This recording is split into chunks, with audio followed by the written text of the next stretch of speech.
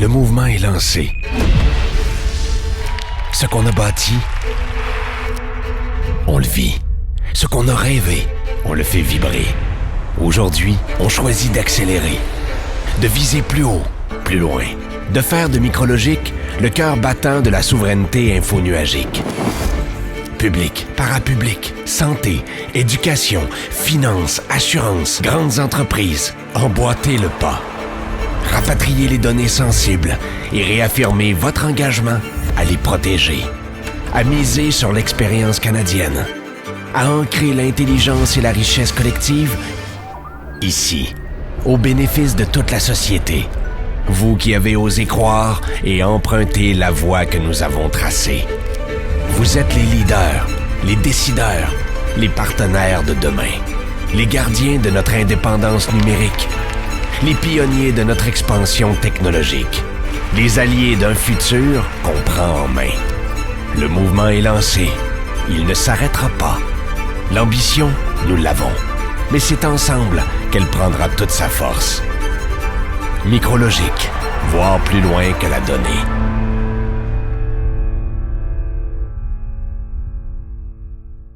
On continue avec le panel TI et Cloud, fer de lance de l'économie canadienne. Alors, ce bloc nous est présenté par le journal Les Affaires. La majeure part des études économiques publiées depuis quelques années confirment que le secteur des TI représente l'un des pans les plus dominants de l'économie canadienne au cours de la décennie. Une forte croissance année après année. Certains économistes comparent le marché lié au traitement et à l'hébergement des données à l'industrie du pétrole au moment de son essor à l'échelle mondiale. Si tel est le cas, ça confirme le pari qu'a fait Micrologique il y a 10 ans. Afin de mieux comprendre l'envergure de ce marché, de ses composantes et les opportunités qui se dessinent dans le contexte des relations changeantes avec les États-Unis, cette conférence abordera les perspectives économiques de ce secteur fort et à haut potentiel de l'économie. J'invite nos prochains intervenants à monter sur scène. Emmanuel Martinez, journaliste chez Les Affaires, et Pierre Cléroux, vice-président, recherche et économiste en chef à la BDC. Messieurs, la scène est à vous.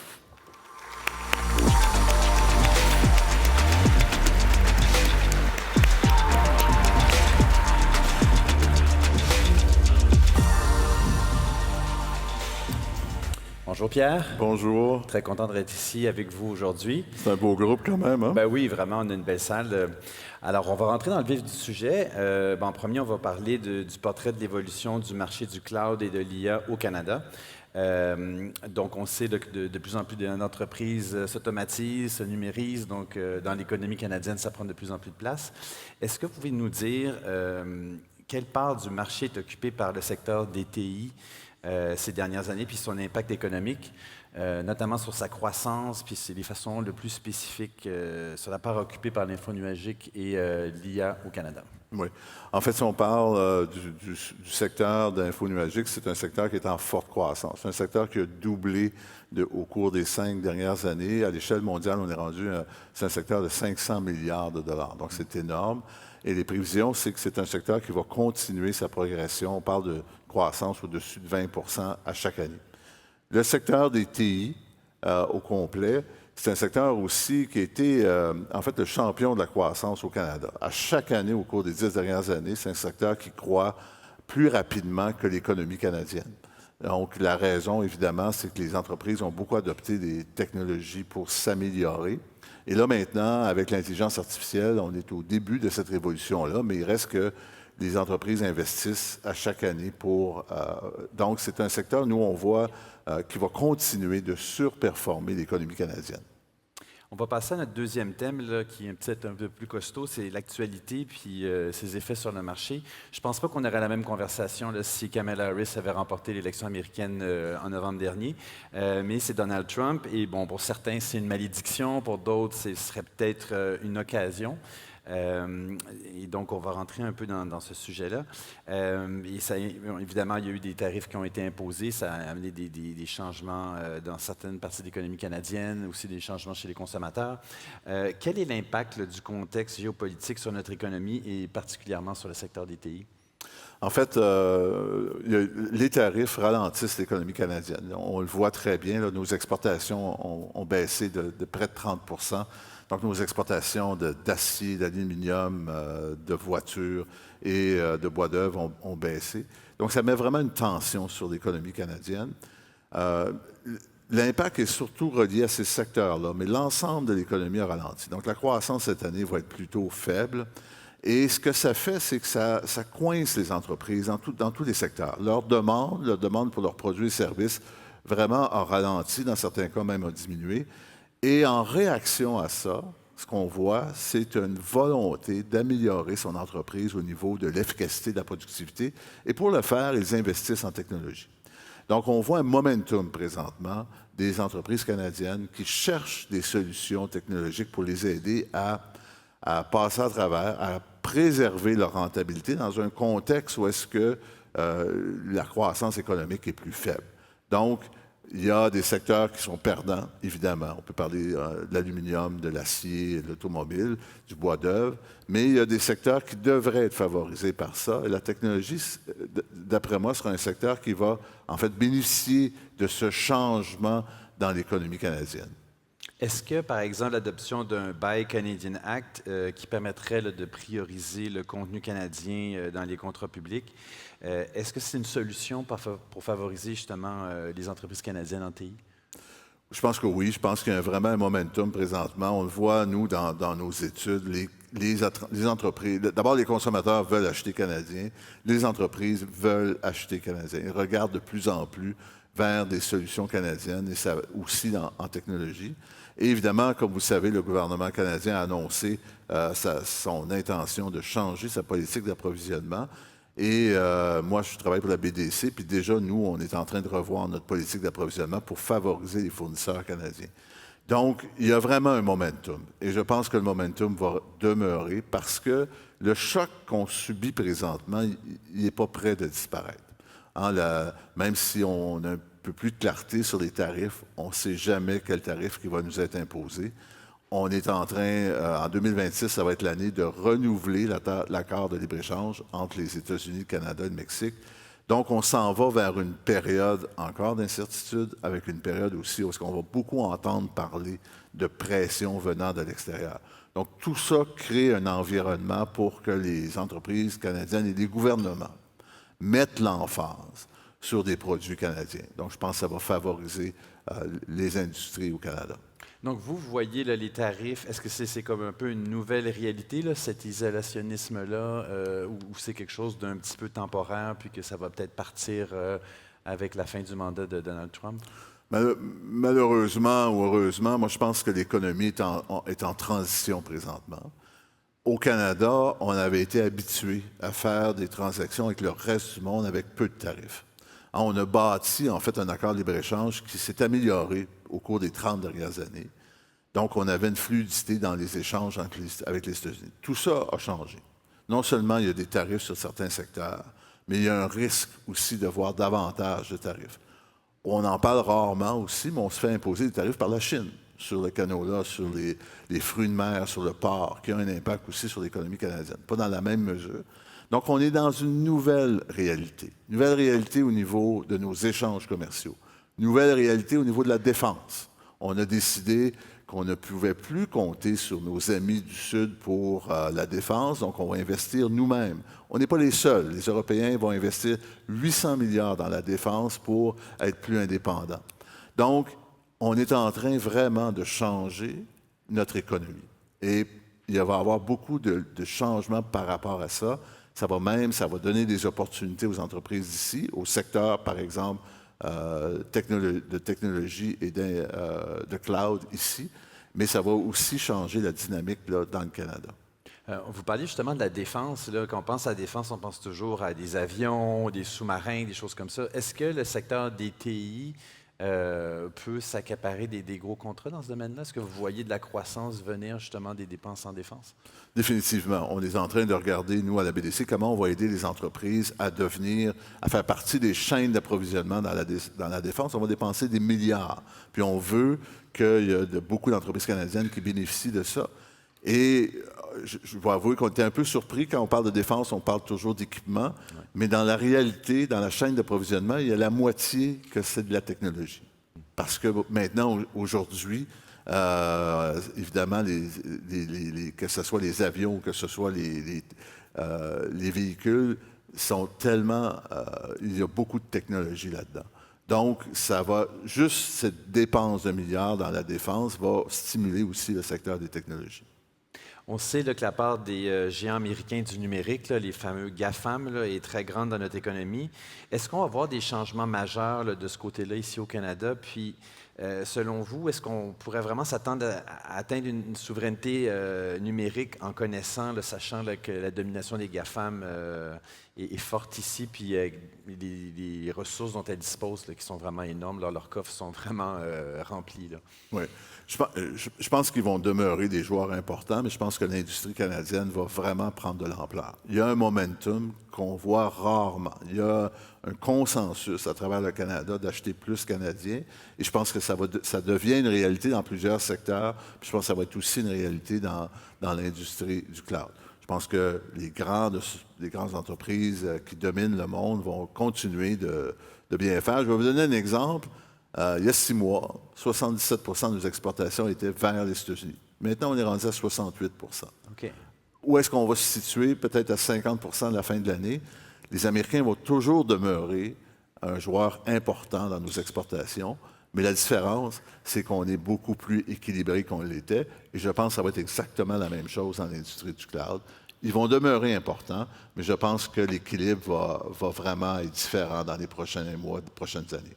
Mais c'est énorme, ça, vous me dites là, 10 en gros là, en 6 mois, puis vous dites peut-être 50 d'ici la fin de l'année. C'est comme du jamais vu, ça? C'est du jamais vu, mais c'est l'effet des tarifs. Il y a 2 effets là-dedans. Il y a l'effet des tarifs. Donc, quand on a 50 de tarifs sur ce qu'on exporte, évidemment, on a une incitation à trouver d'autres marchés.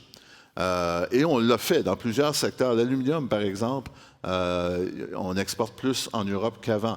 Les fruits de mer, maintenant, qui sont taxés par les Chinois, on exporte beaucoup plus à l'extérieur de la Chine. Donc, quand on est forcé de le faire, on trouve des solutions. Et je pense que la conférence aujourd'hui l'exprime bien. Il y a une volonté de vraiment rapatrier certaines choses au Canada, et ça se fait. Ça se fait dans plusieurs secteurs, puis ça va se faire aussi, je pense, dans l'industrie du cloud. Et donc, en TI, puis dans le cloud, donc les barrières tarifaires, puis toute cette bisbille-là tarifaire, ça pourrait vraiment profiter aux entreprises canadiennes? Je pense que oui. Je pense qu'il y a une volonté au niveau de la souveraineté des données. Il y a une volonté qu'on n'a jamais vue auparavant. Et aussi, compte tenu du ralentissement de l'économie, les entreprises investissent davantage en technologie. Et je pense que ça va être le cas. Pour réussir à garder leur profitabilité, leur rentabilité, ils ont besoin d'investir dans leur efficacité, dans leur productivité. On le sait tous, on a un enjeu de productivité au Canada, et la technologie n'est pas la seule solution, mais ça fait partie beaucoup de la solution. Donc, investir en technologie, adopter des technologies comme l'intelligence artificielle, l'automatisation, la robotisation, c'est ce qu'on a besoin de faire pour demeurer compétitif. Est-ce que vous voyez les entreprises canadiennes investir dans des technologies canadiennes, ou est-ce que vous pensez qu'ils vont juste, au lieu d'acheter aux États-Unis, ils vont aller acheter en Europe? Je pense que si c'est possible de le faire au Canada, je pense qu'ils vont favoriser le Canada. Stéphane disait tantôt qu'il reçoit beaucoup d'appels sur des entreprises qui veulent acheter des services. Moi, je vois ça dans tous les secteurs. Il y a beaucoup d'entreprises qui sont en train de revoir leur chaîne d'approvisionnement. Ils veulent favoriser l'achat canadien, et ça se passe vraiment dans tous les secteurs. Donc, je pense si c'est possible, si le service est disponible, si la technologie est disponible ici, je pense que les gens vont ils vont s'en aller dans cette direction-là. Dans le passé, souvent, on se tournait vers les solutions américaines parce qu'elles avaient une meilleure réputation, etc.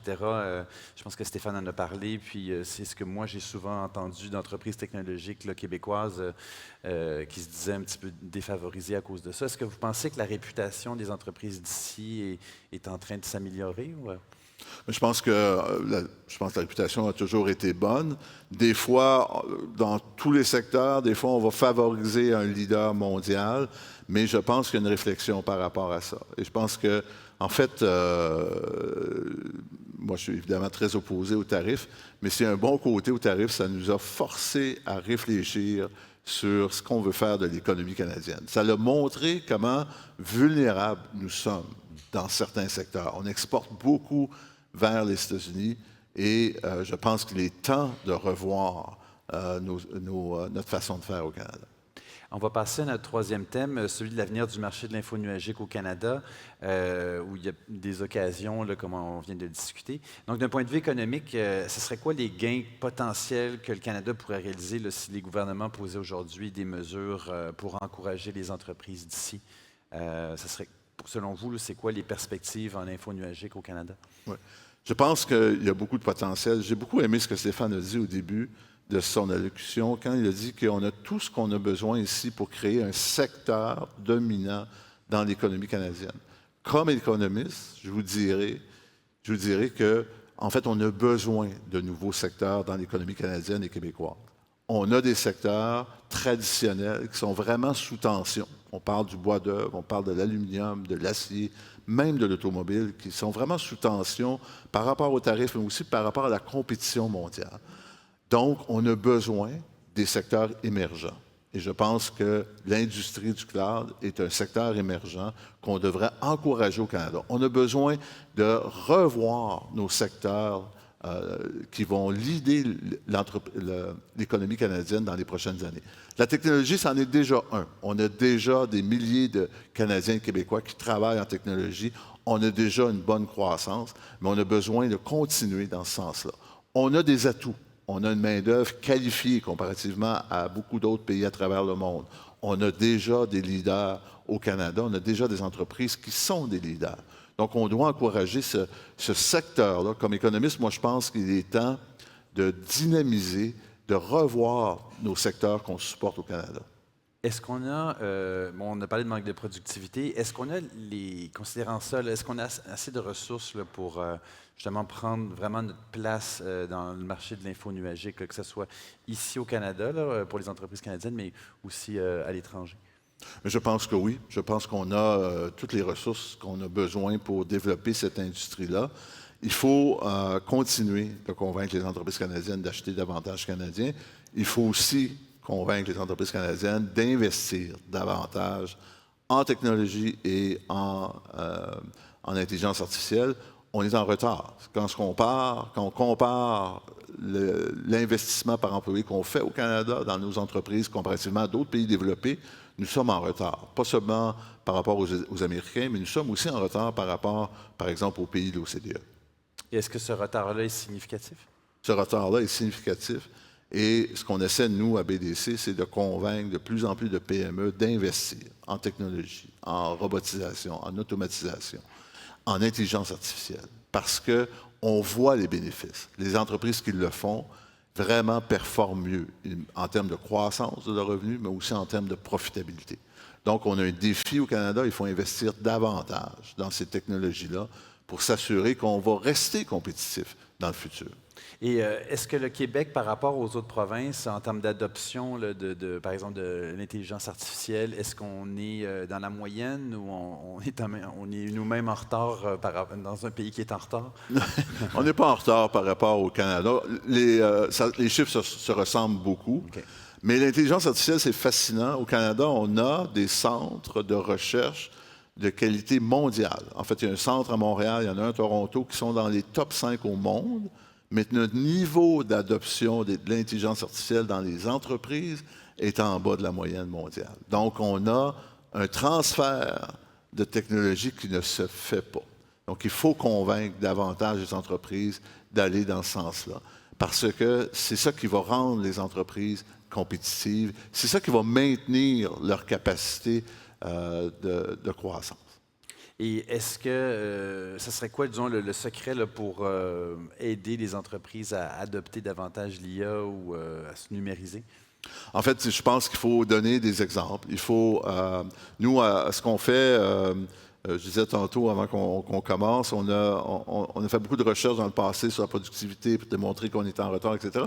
Là, on a changé notre fusil d'épaule. On donne des exemples. On a pris des entreprises réelles.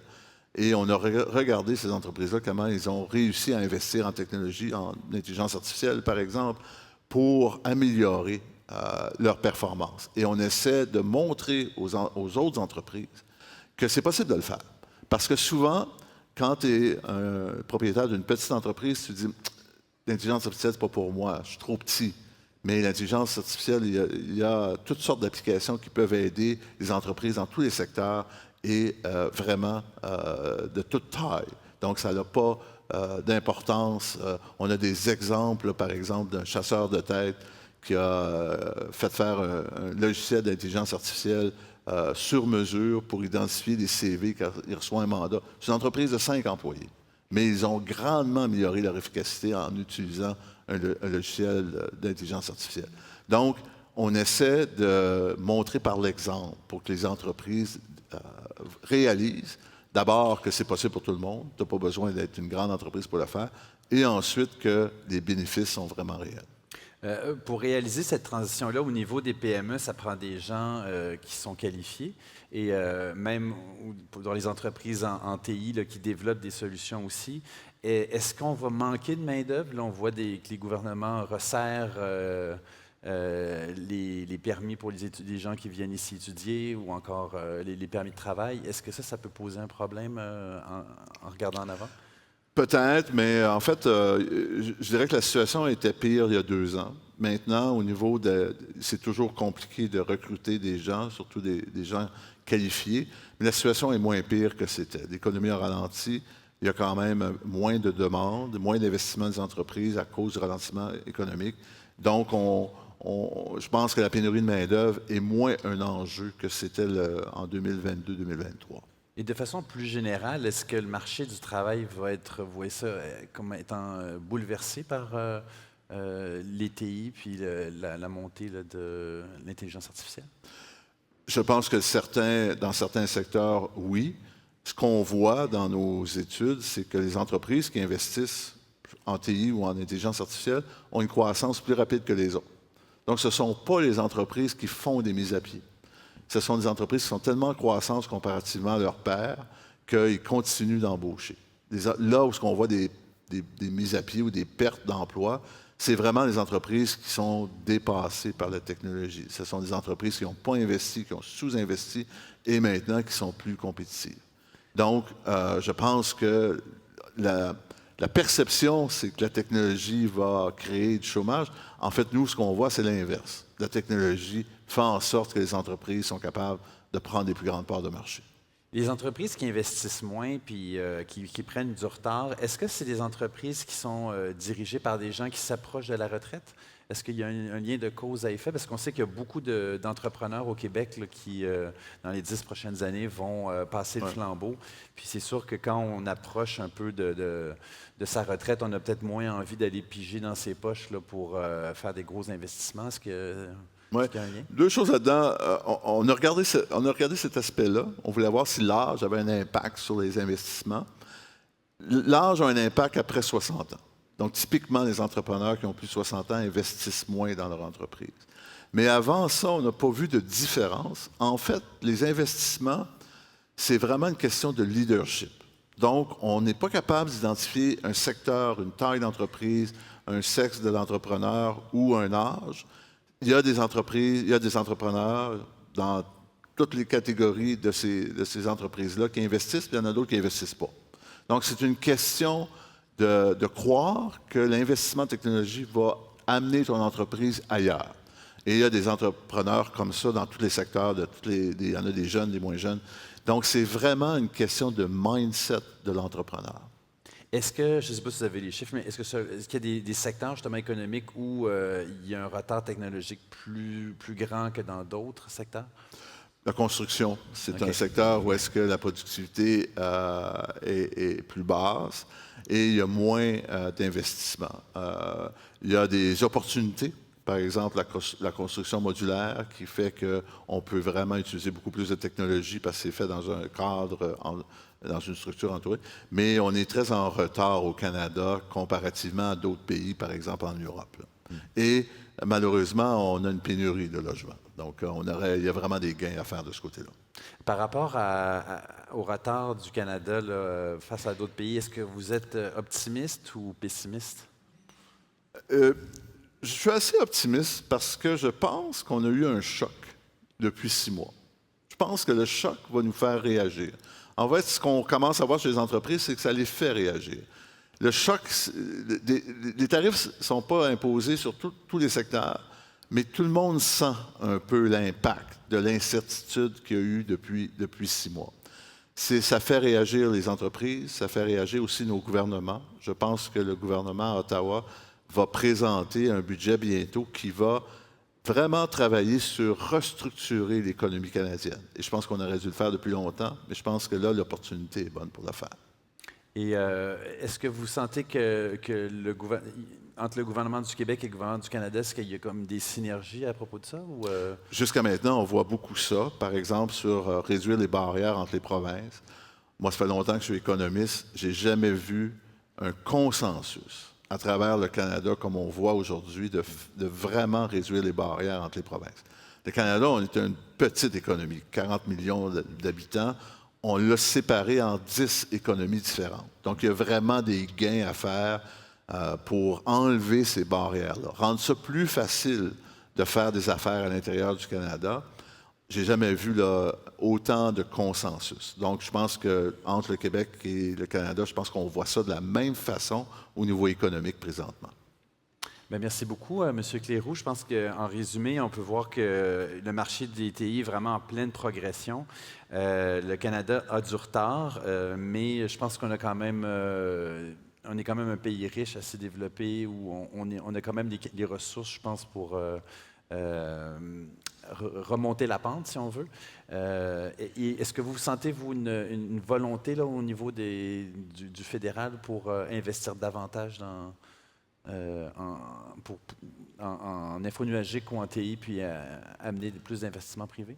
Je pense que oui. Je pense qu'il y a vraiment une volonté de l'achat canadien. Le gouvernement l'a annoncé très clairement vendredi dernier. Et je pense qu'on va voir ça beaucoup plus. On va voir aussi des investissements dans les infrastructures. On va voir aussi un encouragement ou des investissements pour améliorer la productivité des entreprises. Et ça passe par des investissements en technologie. Parce que souvent, ce qu'on a reproché à l'État, là, que ce soit québécois ou fédéral, c'est justement de prioriser des joueurs étrangers. Là. Est-ce que ce choc-là, vous pensez qu'il a été senti au niveau de l'appareil gouvernemental? Je pense que oui. Je pense qu'on a réalisé qu'on devait compter davantage sur nous, sur notre économie, parce qu'évidemment, on a plus de contrôle sur notre économie que sur... même si on a des accords de libre-échange, on s'est rendu compte qu'on a peu de contrôle avec d'autres gouvernements. L'accord de libre-échange est un bel exemple. Ça fait 30 ans qu'on travaille là-dessus, qu'on l'a amélioré, mais tout d'un coup, nouveau gouvernement, les données changent, les politiques changent, et ça fait mal à plusieurs secteurs de l'économie canadienne et à plusieurs régions de l'économie canadienne aussi. Merci beaucoup, M. Cléroux. Merci beaucoup de nous avoir écoutés aujourd'hui. Merci.